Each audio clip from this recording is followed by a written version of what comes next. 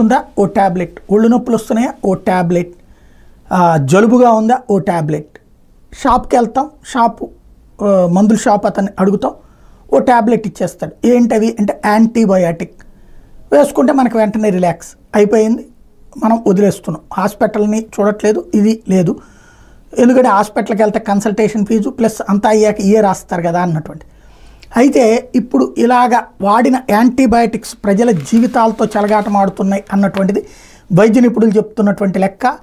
Anti microbial resistance అన్నటువంటిది పెరిగిపోయి ప్రపంచవ్యాప్తంగా మానవాళి ప్రమాదంలో పడిందని వీళ్ళు చెప్తున్నారు. వీళ్ళ లెక్కన 2019 నుంచి ప్రపంచవ్యాప్తంగా 49 లక్షల మంది ఏడాదికి ఈ యాంటీబయాటిక్స్ ఎక్కువ వాడడం వల్ల చనిపోతున్నారట. మన దేశంలో కూడా 2019లో ఏఎంఆర్ కారణంగా దాదాపు 3 లక్షల మంది చనిపోయారట. ఏఎంఆర్ మరణాలు ఎక్కువగా దక్షిణాసియా, లాటిన్ అమెరికా, కరేబియన్ దీవుల్లో ఉన్నాయట. 2050 నాటికి ప్రపంచవ్యాప్తంగా క్యాన్సర్ కారక మరణాల కంటే కూడా ఈ ఏదైతే యాంటీబయాటిక్స్ వలన చనిపోతున్నటువంటి చావులు ఎక్కువ అవుతాయి అన్నటువంటిది లెక్క చెప్తున్నారు. దీనికి ఏదైతే world anti microbial resistant awareness week అనేటటువంటి కార్యక్రమాన్ని కూడా నిర్వహిస్తున్నారు.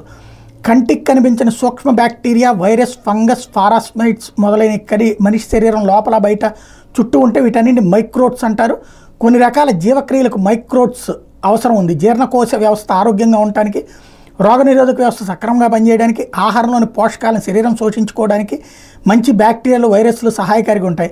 వ్యవసాయం పరిశ్రమల్లో కూడా వీటి ప్రాధాన్యం పెరిగింది. ఈ మైక్రోబ్స్ కేవలం మేలు చేయడమే కాదు, కొన్ని సందర్భాల్లో మానవాడితో పాటు జంతువులు, మొక్కలకు కూడా హాని కలిగిస్తాయి. అందుకే యాంటీ మైక్రోబియల్ టీకాలను శాస్త్రవేత్తలు అభివృద్ధి చేశారు. ఈ టీకాలు ప్రమాదకర మైక్రోబ్స్ని అంతం చేయడంతో వాటి వ్యాప్తిని తగ్గించడం చేస్తుంటాయి. అయితే యాంటీబయాటిక్స్ అధికంగా వాడడం వల్ల చెడు మైక్రోబ్స్ తమ శరీరంలో ఔషధ నిరోధక శక్తిని పెంచుకుంటాయి.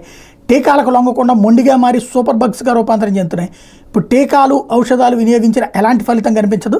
దీన్నే యాంటీ మైక్రోబియల్ రెసిస్టెన్స్ ఏఎంఆర్ అనేటటువంటి పరిస్థితి.